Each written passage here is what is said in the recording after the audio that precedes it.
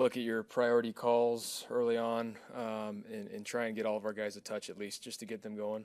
And then, let the defense still dictate where the ball needs to go, but then understanding one-on-one matchups, understanding who Mike is. So, yeah, just trusting that, getting the ball. After digesting the tape, what do you see as the major problems this week in the last couple of weeks, and how are you working to fix them? I mean, we lost this last week. There's always stuff to work on, but just getting the ball out, being efficient with it, and just improvements in the run game. Getting on the same page and having a good plan, feeling really confident with it, and just making sure we play with the same fire that we had the first couple weeks. I know it wasn't the outcome that you wanted this past week, but this is 2 weeks in a row where in a really kind of dire situation, CHRIS GODWIN has come through for you on the receiving end of things. Just being able to have someone like that, and I know I ask you about him every week, but he's playing really well. Just being able to have someone as dependable as him on the receiving end. Yeah, I mean, I say it over and over again, definition of consistency for him and Mike as well. Just the amount of years they've done it in a row. And Chris is a reliable guy that, you can say it enough. It's how smart he is, understanding the defenses, the coverages, understanding what we're trying to get done within our own concepts, and a guy that, is all about winning. But, he's playing really well, feels good, so we've got to keep him going. 12 sacks in the last 2 weeks, and you've avoided a lot of them, maybe contributed to a couple, I don't know, but just how difficult is it as a quarterback to maybe not trust your protection or know exactly where the pressure's coming from? Yeah, there's a fine line of, trusting the timing of your feet. And, like I said after the game on Sunday, was some of those in the second half were definitely on me. Getting a little bit antsy, not trusting it as much. So just trusting the time of my footwork and just delivering the ball. Going through the reads true to what they are. And then if I have to make a play from there or throw it away. So, yeah, there's things that everybody can do to contribute with that. With the antsiness, as a quarterback, how do you kind of fight the urge to, feel that way and start, reverting back to maybe old tendencies? Slowing it down. For me, slowing it down mentally, going through my reads a little bit slower, not letting the rush, speed up my timing, my reads, going through it true to what it is, and go from there. I think everybody's responded so far in practice this week, just given how Sunday went. Good. We wouldn't expect anything less from this group, but to handle it, take this one on the chin. Like we said, the Broncos outplayed us. They brought the fire and the passion that we didn't have, and it'll be good for us to get back out there on Sunday. You guys talked 2 weeks ago how powerful a motivator it is to go back to the site of a playoff loss, if you will. How do you match the energy that Philadelphia is likely to bring with the same thing? You obviously got to expect it. Got to expect, they're coming off a big win in New Orleans, and just the type of team they are. We obviously played them twice last year.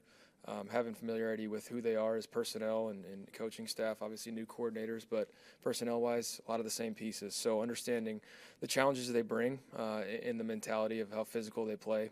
So we just got to bring our best stuff on Sunday, and that's each and every week, but especially this week. You mentioned the fire and the passion twice now. How do you, as the leader of this team, do that this week? What are the intentional things you're doing with the team this week to make sure you show up ready to play? You know what, I think, not to take it for granted, but I think we learned our lesson on, how detailed we need to be, how, focused within, it doesn't matter who we're playing. We have to, try and set the standard within ourselves each week. And so it's just a matter of, relaying it back and forth with the guys and bringing everybody back to the, fundamentals, basic details. And that's the Buck brand of football. And so we need to play like that. You didn't take many deep shots, Baker. Were there a few times when you had it dialed up to take deep shots and you didn't have the time to do it? Yeah, yes and no. There's some that they did a good job of taking a lot of the deep shots and playing top-down coverage and making me be patient. So that's why in the second half you saw a lot more completions up tempo, just getting the ball out. But yeah, and that's a part of letting the defense dictate where the ball needs to go. Is if they're not going to have the deep shots available, they need to take the short stuff until they get aggressive. On Sunday, you heard everyone say that they felt like they had such a great week of preparation, and obviously still have the result happen. Does that make you either second guess, the preparation, the process leading into another game? If you've done enough, you've done too little? No, just got to translate it. Bring it on Sundays. There's not a week that I don't feel good about our preparation, about the guys' work ethic, the plan. Just got to bring it. Got to translate it to Sundays, and not expect it to just happen. What would it mean getting individual play this week? Get 5 guys back together. Yeah, obviously, getting Luke back would be huge for us. You know, obviously within the pass game, but run game as well.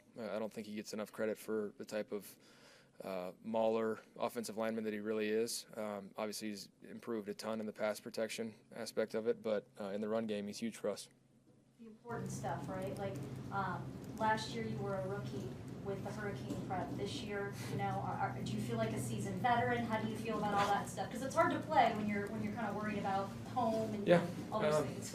No, as I'm learning here, you kind of wait to see the direction of the storm and go from there. But obviously, thoughts and prayers with everybody that it's going to be a tough storm for a lot of people. So, yeah, you got to play it safe, got to be smart, listen to the mandates if you need to. Do you guys have to evacuate? I think you might be on the water? We're waiting to see, so most likely, yeah. We're still getting used to your Bakerisms that were captured a little bit on film here. You mind to interpret a few of them, like slime me up?